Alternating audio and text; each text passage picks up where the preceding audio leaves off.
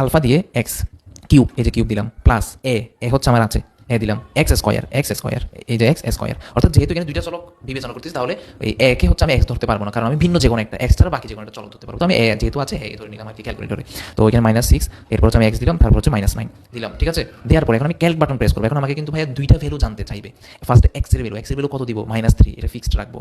Equal button press করবো। এর value কত বসাবো, এর ভ্যালু বলতে এই অপশন টেস্টের করে অপশন টেস্ট করে যে ভ্যালুগুলো দিব সেগুলোর মধ্য থেকে যদি আমার অ্যান্সারটা 0 আসে, সেই অপশনটা হচ্ছে রাইট অ্যান্সার। কীভাবে ভাই খেয়াল করো, ফার্স্টে 6 বসাবো আমি, 6 বসে আমি ইকুয়াল বাটন যদি প্রেস করি, দেখো এখানে কত আসছে, 36, 0 কি আসছে, আসে নাই, তাহলে আমাদের এই অপশনটা হবে না। তারপরে বি নাম্বারটা একটু দেখি, ক্যালক বাটন আবার প্রেস করবে, কোনো কিছু টিপার দরকার নেই, অর্থাৎ জাস্ট ক্যালক বাটন আবার প্রেস করবে। এখন দেখো এক্স এর ভ্যালু -3, সেটা ফিক্সড আছে না, এখানে কোনো কিছু হাত দিতে হবে না, জাস্ট ইকুয়াল বাটন প্রেস করবো। এর ভ্যালু কত বসাবো, এই অপশনের 2 নাম যেটা 2 আছে সেটা 2 দিয়ে ইকুয়াল বাটন প্রেস করলাম, এই দেখো 0 চলে আসছে। অর্থাৎ আমার অপশনের মধ্যে এই ভ্যালু এর জন্যই হচ্ছে এই f of -3 = 0 হচ্ছে।